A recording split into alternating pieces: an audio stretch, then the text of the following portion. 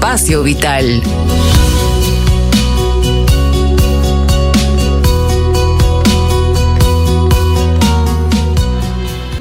Bienvenidos a esta nueva edición de su espacio vital. En el aire saludable de RPP Noticias, la voz de todo el Perú. Hoy vamos a hablar de un tema, señora, que de repente usted se ha topado con alguien así. O de repente usted pueda que tenga algunos rasgos de esta condición que vamos a hablar el día de hoy. Hoy día vamos a hablar de lo que es la personalidad o de la persona que tiene narcisismo. ¿Qué cosa es el narcisista? ¿Qué características tiene el trastorno de la personalidad narcisista? Vamos a pedirle a una especialista, la doctora Sonia Ceballos Bustamante. Ella es médico psiquiatra y es psicogeriatra, directora de la Dirección Ejecutiva de Adultos y Adultos Mayores del Instituto Nacional de Salud Mental, que nos guíe en este camino. Doctora Ceballos, qué gusto de saludarla. Buenas tardes. Buenas tardes, doctor Huerta. Un gusto, como siempre, de estar en su programa. Muchísimas gracias a usted. Sabemos que el tiempo de ustedes es tan escaso que darse esos minutos, esta hora en realidad, para estar con los oyentes de RPP Noticias es muy importante. Gracias, doctora Ceballos. A ver, empecemos entonces definiendo lo básico. ¿Qué cosa es este trastorno de la personalidad narcisista? A ver, nosotros hablamos de trastorno de personalidad cuando estos rasgos que voy a mencionar ya comienzan a interferir con el funcionamiento de la persona en su vida diaria, ¿no? Comienzan a interferir en el trabajo, en las relaciones, en la familia. Y generalmente son personas que tienen una idea exagerada, sobrevalorada, de éxito, de tener un poder ilimitado, unas capacidades especiales, de ser muy, de repente, con relación al poder, con relación a la belleza, ¿no? O de ser compañeros ideales, por ejemplo. Entonces, son personas que generalmente tienden a verse a sí mismos de una manera grandiosa, que escapa, diríamos, a la regla, ¿no? Al estándar, y generalmente requieren de una constante admiración, de una atención excesiva, y siempre esperan recibir un trato que es excepcional, ¿no? Y como que todas las personas tienen que estar ya sabiendo que tienen que someterse automáticamente a lo que ellos quieren. Y esto va acompañado de una carencia en la parte empática. Son personas que generalmente tienden a ser muy egoístas, hay muy poca capacidad de empatía con los demás, y esto termina incluso en algunos casos por, diríamos, como que explotar a las personas para satisfacer sus necesidades, ¿no? Insensible a los sentimientos de los demás. Muy bien, qué interesante. Entonces es una serie de características que las personas tienen, pero por lo que usted nos está diciendo, ya si cruzan un cierto nivel, ya si ese tipo de características que usted nos va a describir en un momento, si esas características ya interfieren con la vida de la persona, empiezan a afectar las vidas de los demás, ya se habla del trastorno de la personalidad narcisista. ¿Significa eso que algunos de nosotros, algunas personas, puede que tengan algunos rasgos sin llegar a tener la personalidad narcisista? Claro. Generalmente las personas tienen rasgos, todos tenemos diferentes rasgos en nuestras personalidades que nos caracterizan, pero que nosotros conseguimos modular, conseguimos adaptarnos, manejarnos, y por lo general no nos ocasionan problemas. Pero si afecta nuestra vida diaria, nuestra rutina diaria, nuestro comportamiento diario o de los demás, ya estamos entonces entrando en el terreno de la personalidad narcisista. Si usted recién activa su audio player o prende su radio, estamos conversando con la doctora Sonia Ceballos Bustamante. Ella es médico psiquiatra y psicogeriatra. Ella es directora de la Dirección Ejecutiva de Adultos y Adultos Mayores del Instituto Nacional de Salud Mental. Y estamos hablando sobre un trastorno de la salud mental que se llama el narcisismo, el trastorno de la personalidad narcisista. Y ya nos adelantó la doctora que los seres humanos tenemos entre las múltiples formas de nuestra personalidad, características de nuestra personalidad, algunos rasgos. Tenemos esos rasgos, todos tenemos. Pero cuando estos rasgos ya adquieren un cierto nivel y afectan la vida diaria de la persona, afectan la vida de los demás, ya pasamos al trastorno de la personalidad narcisista. Nos ha descrito como una persona centrada en sí mismo, en sí misma, que se cree lo máximo de lo máximo de lo máximo, que merece la pleitesía de los demás, que no tiene empatía por los demás, que puede llegar a explotar al resto de la gente porque él o ella quiere ser lo máximo o se cree lo máximo. Y entonces nos quedamos en que nos iba a describir cuáles son esos rasgos que tenemos los seres humanos que cuando ya pasan de cierto nivel, doctor, nos ha dicho que ya constituyen el desorden de la personalidad narcisista. ¿Cuáles serían esos rasgos? A ver, lo primero es que estos rasgos se establecen desde una edad adulta temprana y permanecen estables, sin variaciones, a lo largo de la vida. Y tenemos el patrón general de grandiosidad, sea la fantasía o el comportamiento, la necesidad de admiración y la falta de empatía.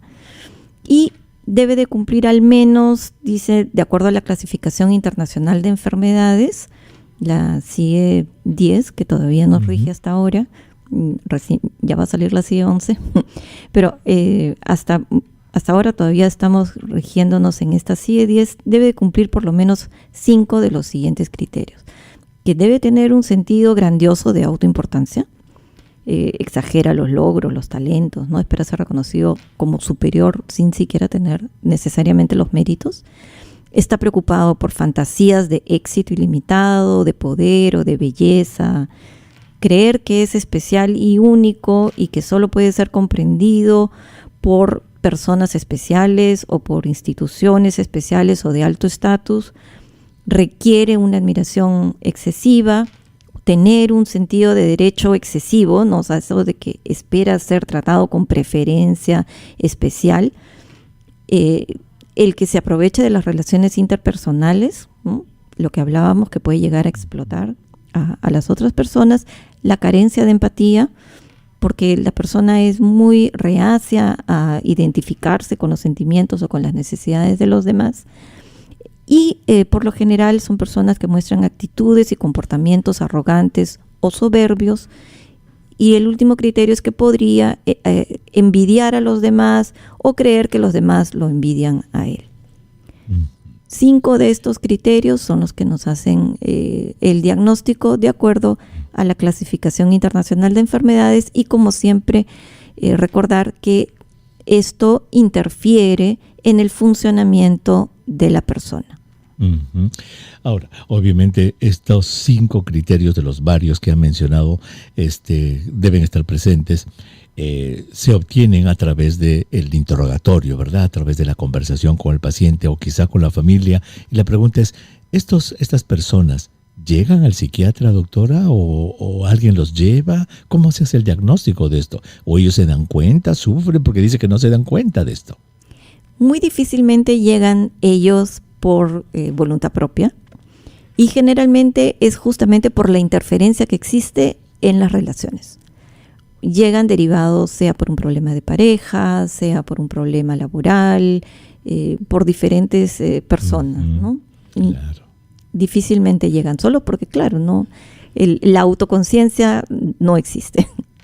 Claro que si no se dan cuenta, para ellos es normal ser así, ellos se creen lo máximo del mundo, ¿verdad? El último mango del desierto, o como sea que se dice, y entonces se creen y que merecen todas las pleitesías y requieren la admiración, son soberbios, etcétera, pero no se dan cuenta. Entonces, así es como se hace el diagnóstico. Algo dijo usted, estos rasgos empiezan, digamos, a manifestarse en la juventud temprana. ¿Esto significa que los niños y los adolescentes no tienen esto? Generalmente nosotros hablamos de trastornos de personalidad ya cuando la personalidad se se llega a completar, ¿no? Y esto ocurre ya en la etapa de la adultez temprana. A partir de antes de los 18 años nosotros no hacemos diagnóstico de personalidad porque el joven o el adolescente todavía está expuesto a una serie de experiencias y todavía está moldando. Ya cuando llega la etapa de la adultez temprana, entre los 18 y 20 años, es cuando la personalidad se va consolidando. Claro. Para hablar de un trastorno de la personalidad tiene que estar formada y esto se forma alrededor de los 18 o 20 años para arriba. Pero digamos, no sé si han hecho estudios retrospectivos, o sea, para atrás, ¿se logra saber si un niño o un adolescente hay algunos factores predictivos que le llaman que pueden predecir para que los padres estén atentos?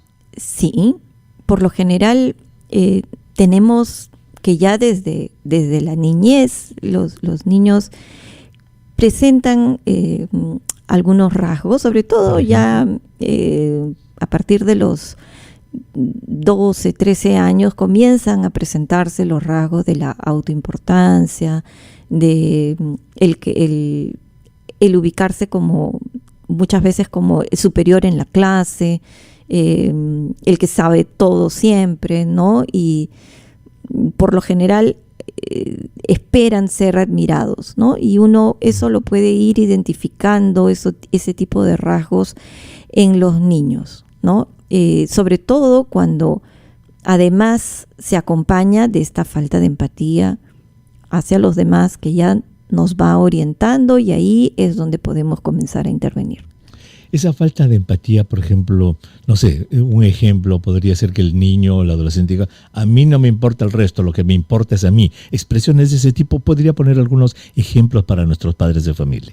Claro, no me importa que los demás se perjudiquen, yo prefiero sobresalir, o yo puedo, como quien dice, tirarle dedo a los demás, pero yo sobresalgo.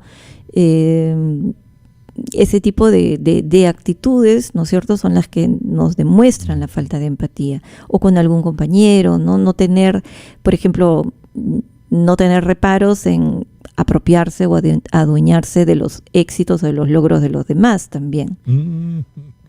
Claro, entiendo. Alguien hace una cosa, ¿y quién es eso? Yo lo hice, pero si tú no lo has hecho, sí, yo lo he hecho. Ahí ya los padres deben empezar a mirar eso. Si usted recién activa su audio player o prende la radio, estamos conversando de salud mental. Los jueves los dedicamos a la salud mental.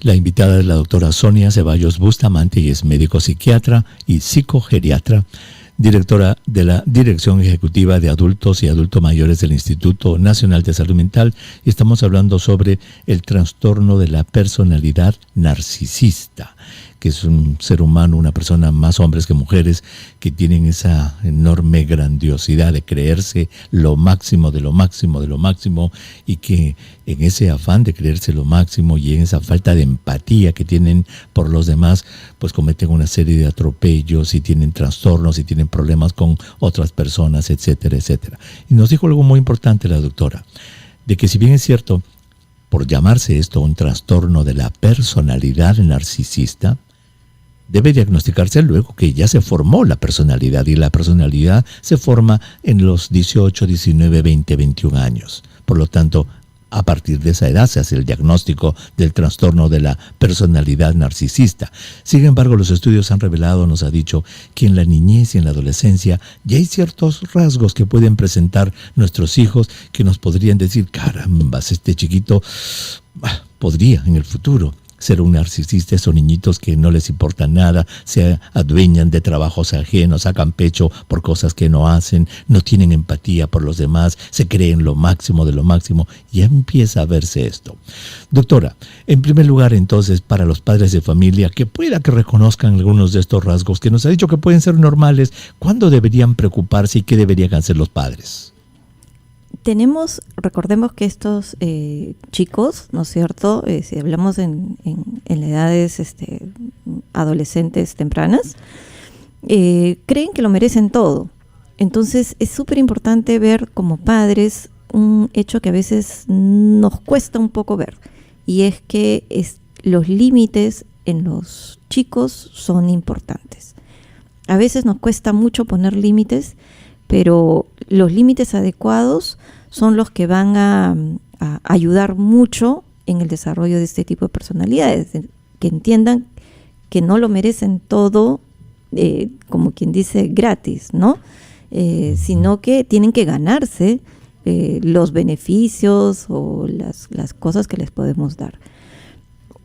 Luego, el ayudarlos también a fomentar la empatía, ¿no? Cuando vemos que nuestros hijos son un poco despectivos con sus compañeros o no respetan o justamente traspasan esos límites, hay que ayudarlos a que puedan entender que es importante poder ponerse en los, como quien dice, ¿no?, en los zapatos del compañero, poder entenderlo desde la vivencia de sus compañeros también, y fomentar con ellos siempre la comunicación positiva. Muy bien, entonces ya se puede observar, y la actitud de los padres debe ser esa, me parece sumamente importante. Los chicos no deben tener todo lo que quieren, no deben tenerlo tan fácil, nos dice usted, ¿verdad? Hay que enseñarles que las cosas cuestan y que se choque un poquito con la realidad, para que después no diga, caramba, yo siempre he tenido todo lo que he querido y me merezco todo lo que tengo y me merezco mucho más porque yo siempre he tenido todo. Algo así, doctora. Así es. Qué interesante. Muy bien. Entonces ya, ¿y qué deben hacer los padres que notan esto? O sea, modificar el comportamiento que ellos tienen con sus hijos, entonces. Sí, tenemos que identificar qué tanto estamos poniendo límite a nuestros hijos, qué tanto les estamos enseñando que lo que ellos consiguen es parte de su esfuerzo, son sus logros, y no que simplemente ellos tienen derecho a que les den sin límites, ¿no? Muy bien, qué interesante. Eso es para los niños y los adolescentes que puedan ya estar mostrando algunos rasgos. Ya en términos de los adultos que llegan a la consulta, que usted nos ha dicho que ellos no consultan porque no se dan cuenta, sino que por tener problemas de pareja, problemas de trabajo, etcétera, son enviados con ustedes los psiquiatras y hacen el diagnóstico. Esto tiene tratamiento. El tratamiento es básicamente la psicoterapia, la conversación, se usan medicinas. ¿Cómo se trata esto? ¿Se puede curar o se puede aliviar? ¿Cómo es? Generalmente nosotros vamos, una de las piezas importantes y fundamentales es la psicoterapia. Una psicoterapia que funciona muy bien en estos casos es la psicoterapia de tipo cognitivo-conductual, en donde se trata de ayudar a la persona a comprender un poco esos patrones de pensamiento, ese comportamiento, ayudamos a que la persona pueda ir viendo en sí mismo cuáles podrían ser muchas veces las causas que están por detrás de este trastorno. Generalmente nuestra personalidad comienza a formarse en la niñez, y ahí tenemos en la mayoría de los casos las causas, y se le enseña dentro de la terapia individual a desarrollar algunas estrategias para que pueda mejorar la empatía, desarrollar la autocrítica. Es muy importante en este tipo de trastornos y es uno de los retos, ¿no? Que además va a ayudar, y también se incide mucho en ayudar en las relaciones interpersonales. Otro tipo de terapia que funciona mucho en estos trastornos son las terapias grupales, porque de alguna manera en esta interacción que hay con las otras personas siempre se puede recibir una retroalimentación constructiva sobre el comportamiento que la persona está teniendo, y nos ayuda a enfrentarnos un poco a estas cosas que no, como es un trastorno de personalidad, no nos damos cuenta. Y eso nos ayuda pues también a desarrollar nuestras habilidades sociales, ¿no? El tratamiento farmacológico se da en muy pocos casos y van más a algunas causas asociadas que pueden haber en este tipo de trastornos. Recordemos que la persona tiene, diríamos, muy poca capacidad de manejar su entorno, porque lo creen que lo merecen todo y tienen una mirada muy egocéntrica. Entonces estas personalidades pueden hacer fácilmente trastornos de depresión o trastornos de ansiedad. que van de la mano con el perfeccionismo, ¿no? Entonces, por ahí va más el tratamiento farmacológico. Interesante. Estamos conversando sobre salud mental, sobre el narcisismo, el trastorno de la personalidad narcisista con la doctora Sonia Ceballos Bustamante, médico, psiquiatra y psicogeriatra, directora de la Dirección Ejecutiva de Adultos y Adultos Mayores del Instituto Nacional de Salud Mental.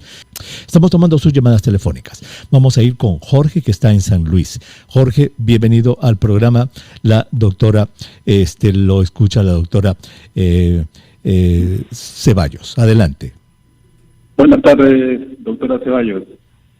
Mi consulta está con respecto a un familiar, este familiar de aproximadamente 59 años, quien denota unos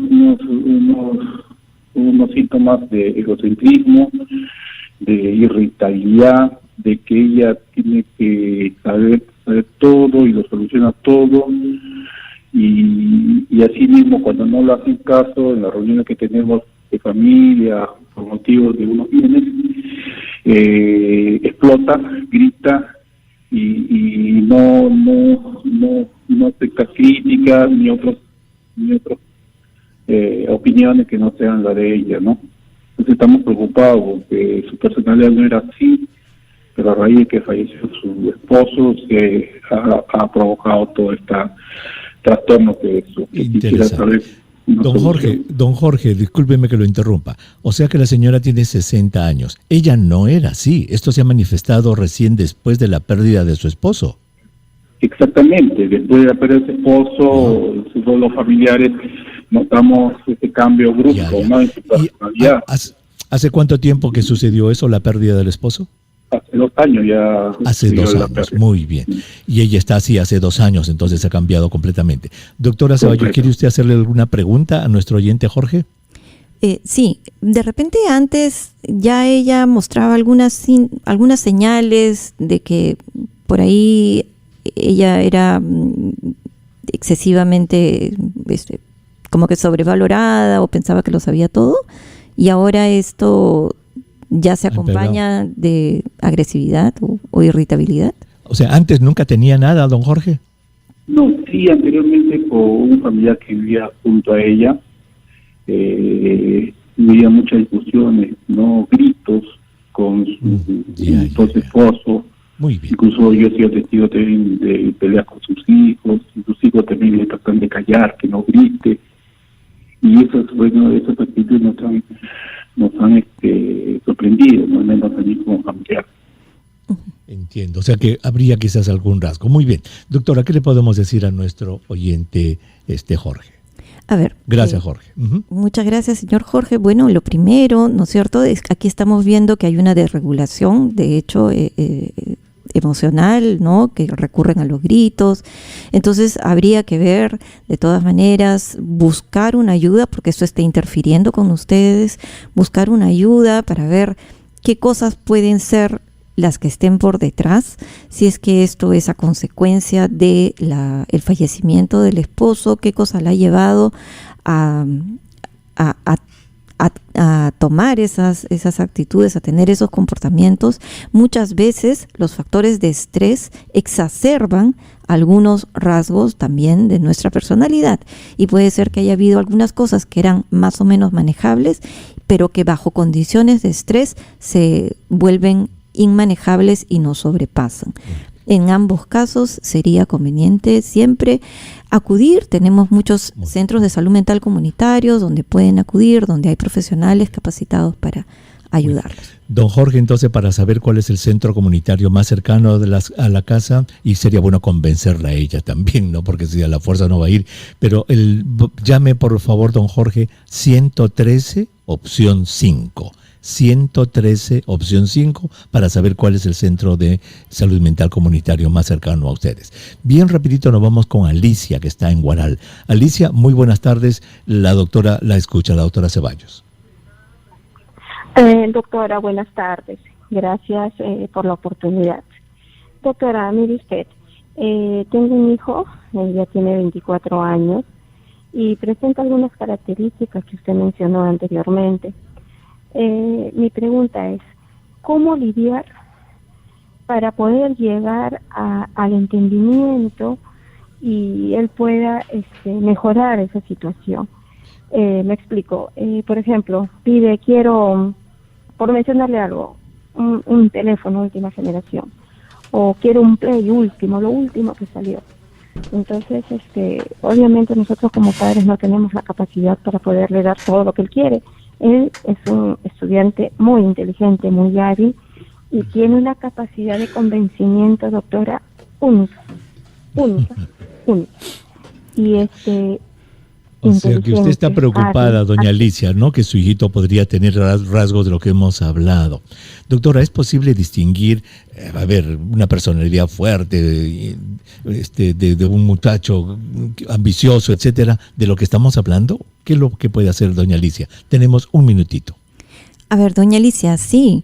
De hecho, un poco lo que conversábamos, es muy importante siempre mantener los límites y explicarle.